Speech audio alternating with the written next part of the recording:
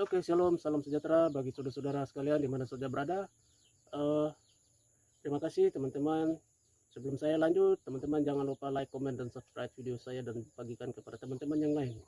Sehingga saya juga terus semangat dalam membuat konten-konten terbaru selanjutnya saya putar Papua dan masa depan Papua. Oke, terima kasih teman-teman. Pada kesempatan ini saya ingin menyampaikan keributan yang terjadi pada hari ini, ya, di mana telah terjadi penangkapan Bapak Gubernur Provinsi Papua Lukas NMB. Saudara-saudaraku di mana saja berada di tanah air Republik Indonesia,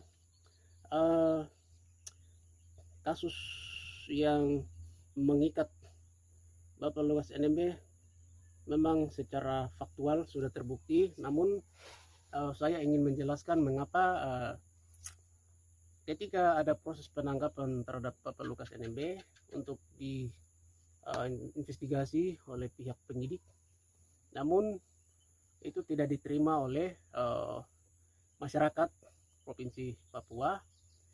Saya tidak tahu apakah ini masyarakat semua kompak, baik dari gunung maupun pantai, ataukah masyarakat pantai saja, ataukah masyarakat dari gunung saja. Ini yang saya belum bisa pastikan. Tetapi dari informasi yang kami baru ikuti tadi di kota Jayapura, Provinsi Papua, penangkapan Bapak Lukas NMB itu di rumah makan Sendok dan Garpu, tepatnya di kota Raja Luar. Ya, begitu beliau ditangkap dan langsung dibawa ke Makobrimob Kota Raja Dalam Jayapura. Setelah dibawa ke sana, disitulah mulai terjadi keributan, dan kami dan saya pribadi sampai hari ini masih bertanya-tanya bahwa kenapa begitu ada penangkapan terhadap beliau untuk diinvestigasi menyangkut dugaan korupsi, bisa ada pro dan kontrak yang terjadi, ada keributan massa di situ.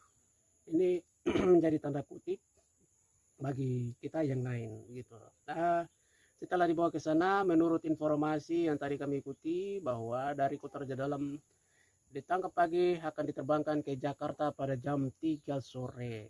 Namun begitu beliau dibawa keluar dari Makobrimob Kota Raja Jayapura ke Bandara Sentani, beliau disergap atau massa yang mendatangkan Bandara Sentani mengelilingi bandara dan masuk mengusir atau semua karyawan yang ada di kargo Bandara Sentani lari bubar.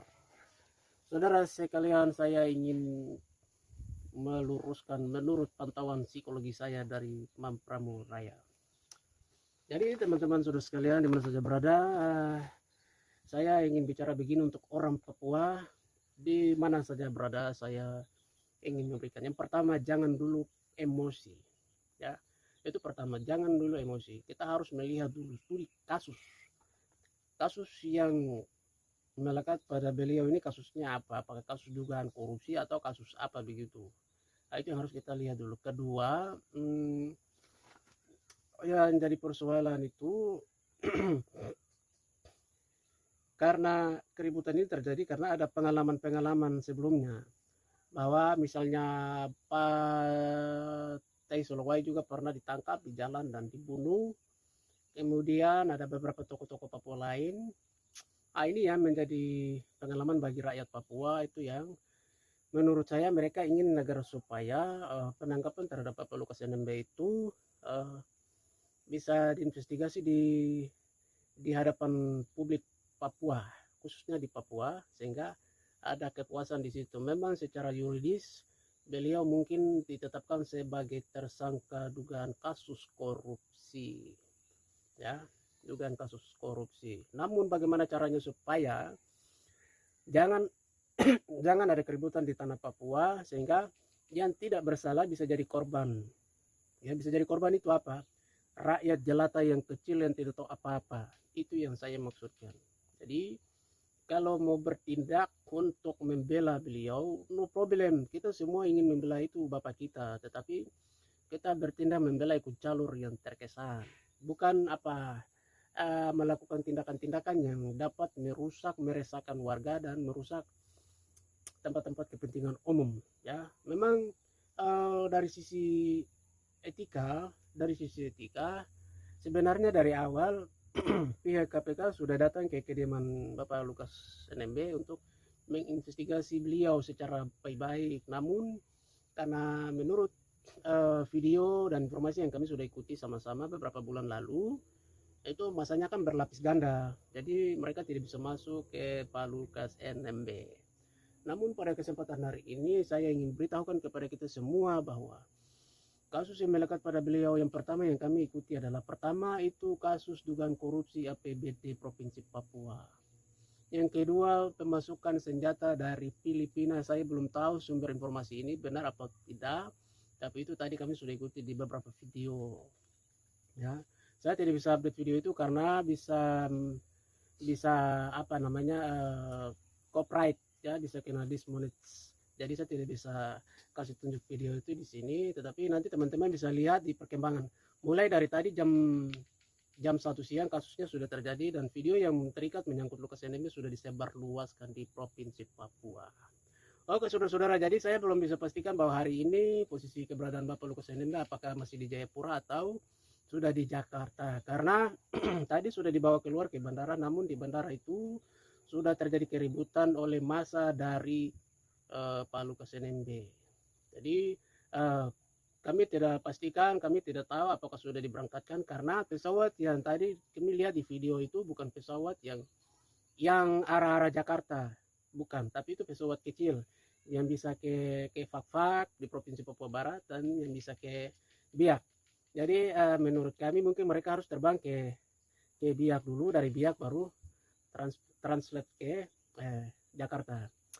Jadi begitu kira-kira menurut informasi yang kami ikuti juga tadi melalui media WhatsApp dari teman-teman kita yang ada di Jayapura, yaitu beliau juga termasuk sumber sponsor Papua Merdeka.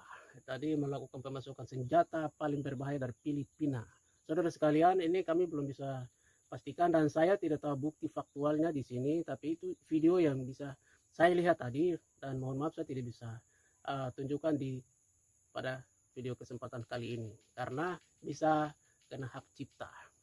Saudara sekalian, yang saya ingin harapkan kepada seluruh rakyat Provinsi Papua adalah tetap bersabar dan mengikuti proses mekanisme yuridis yang berlaku di Negara Kesatuan Republik Indonesia. Hanya yang jadi saran saya buat para penyidik KPK dan pihak keamanan adalah tolong memberikan suasana yang nyaman di tanah Papua, jangan melakukan sesuatu langkah yang sifatnya memancing. Yang kedua, jangan memberikan sebuah disclaimer kepada beliau Pak Lukas NMB karena dari sisi psikologi tindakan-tindakan yang tadi sudah kami ikuti dan kami lihat dan kami pantau sampai jam ini adalah itu sangat memanas, sangat memanas saudara sekalian di mana saja berada. Jadi kalau sampai ada apa-apa terhadap Bapak Lukas NMB, menurut hipotesis saya adalah pasti Papua akan kacau. Memang kami tahu bahwa kalau Papua kacau, jangan panik ada keamanan, betul. Tetapi kami panik karena yang korban nanti yang tidak bermasalah, itu yang kami takut. Begitu. Oke, jadi kepada para sahabat di mana saja berada, kalau hari ini saudara ada di Jayapura, saya berharap tetap tenang di dalam rumah, jangan keluar kemana-mana. Kalau ke pasar cepat pulang, tidak lama-lama ke supermarket dan lain sebagainya. Karena saat ini kondisi Papua sedang dalam masa bukan diskriminatif, tapi provokatif. Jadi provokatif gitu.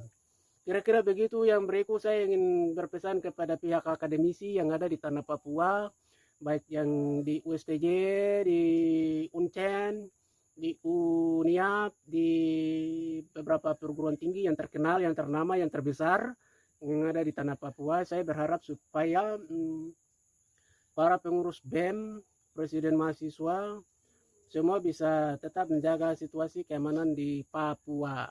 Ya, kalau memang saudara sekalian mau ambil tindakan yang sifatnya membela, boleh, tetapi saya berharap supaya mempunyai fakta dan data yang jelas dan punya dasar hukum.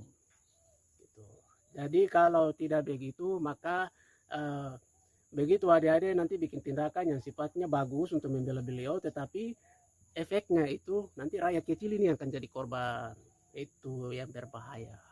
Oke, saudara-saudara sekalian, itu yang saya pesan kepada adik-adik yang ada di beberapa perguruan tinggi ternama terbesar di tanah Papua, sehingga tidak cepat tidak cepat intervensi terhadap situasi saat ini, namun bisa introspeksi dulu dan cari tahu persoalannya di mana, dan cepat kumpulkan dulu bukti-buktinya. Berdasarkan bukti-bukti itu baru teman-teman bisa ambil langkah yang lebih akademisi.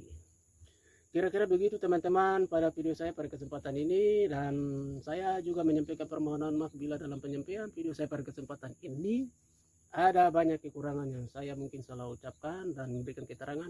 Mohon maaf, dan juga saya ingin menyampaikan jangan lupa tinggalkan like, comment, dan subscribe video saya. Oke, sampai jumpa dan semangat terus. Salam dari Papua saat ini dan untuk Papua akan datang. Amin.